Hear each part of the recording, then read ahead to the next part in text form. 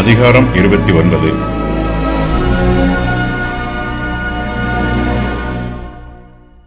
யோபு ஒரு காலத்தில் செழிப்பாய் இருந்தார்.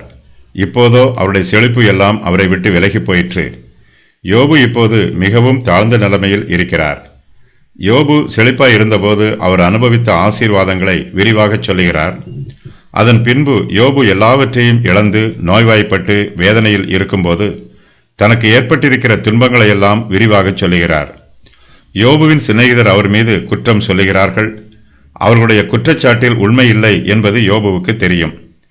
தன்னுடைய பரிதாபமான நிலைமையை அவர்களிடத்தில் எடுத்துச் சொன்னால் அவர்கள் ஒருவேளை தன் மீது இரக்கம் காண்பிப்பார்கள் என்று யோபு எதிர்பார்க்கிறார். தன் மீது குற்றம் சொல்லும் தன்னுடைய சிநேகிதருக்கு யோபு பிரதியுத்தரம் சொல்லுகிறார். யோபு தன்னுடைய உத்தமத்திலும் உண்மையிலும் உறுதியாய் நிலைத்திருக்கிறார். தன்னுடைய சிநேகிதர் தன் மீது சொல்லுகிற குற்றச்சாட்டுக்களை யோபு ஏற்றுக்கொள்ளவில்லை. யோபு செழித்திருந்த காலத்தில் அவருக்கு உண்டாயிருந்த ஆசீர்வாதங்களை எல்லாம் விரிவாக சொல்லுகிறார். யோபுவோடு கூட அவருடைய குடும்பத்தாரும் செழிப்பாய் இருந்தார்கள். யோபுவுக்கு அவருடைய தேசத்திலே மதிப்பும் மரியாதையும் இருந்தது. யோபு ஏழைகளை நியாயம் விசாரித்து அவர்களுக்கு நன்மை செய்தார். யோபுவின் நியாய தீர்ப்புக்கு ஒருவரும் எதிர்த்து பேச மாட்டார்கள்.